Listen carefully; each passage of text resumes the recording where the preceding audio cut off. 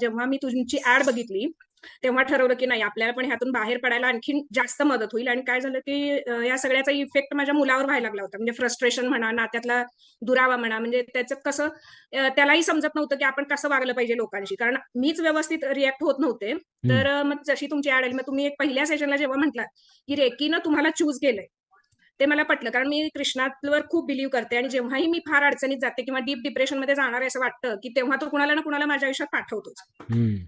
जसं तुम्ही माझ्या आयुष्यात आलात. आणि कालचं जे सेशन तुम्ही आई वडिलांचं केलं, म्हणजे मला पहिल्यांदा असं वाटत होतं की सासू सासऱ्यांच्या विषयी जे दुरावा निर्माण झाला आमच्या नात्यात किंवा एक कटुता आली त्या ह्याच्यात, तर मला असं वाटलं होतं की पहिल्यांदा डोळे बंद केला, कारण मी त्यांना आई आणि पप्पाच म्हणते. येस. तर ओके. डोळे बंद केल्यावर फक्त मी माझ्या आई वडिलांनाच नाही अनुभव केलं, तर मी त्यांनाही केलं. आणि व्हेरी हे नाईस, व्हेरी माझ्यासाठी नाईस. खरोखर म्हणजे इतकी आनंदाची बात म्हणजे गोष्ट होती माझ्यासाठी ती, की म्हणजे मनात ती कटुता आतपर्यंत कुठेही पोहोचलेली नाही. हे सगळं जे आहे ते वरवरच आहे. त्यांनी जे माझ्यासाठी काय केलंय आयुष्यात, हम्म. त्या हम्म. चांगल्या गोष्टींच्याकडे मी बघितलं नव्हतं, हे काल मला रिअलाइज झालं. म्हणजे उतरत्या वयानुसार त्यांचं वागण्यातले बदल वगैरे हे मी ऍक्सेप्ट न करता त्यांनी जे चांगल्या गोष्टी केल्या ते मी टोटली विसरले होते. सर, खरंच तुमचे खूप धन्यवाद आहेत, की थँक्यू. काल मला इतकं हे झालं आणि मी आज माझ्या सासूबाईंशी इतकी मन मोकळेपणानं बोलले, त्याही इतक्या हसत होत्या म्हणजे. ओके. तर मला खूप छान वाटतंय हे, म्हणून मी ठरवलं काल लगेच की कंटिन्यू करायचंय. Very nice, very thank you nice. So much sir, thank you, thank you. Thank you so much.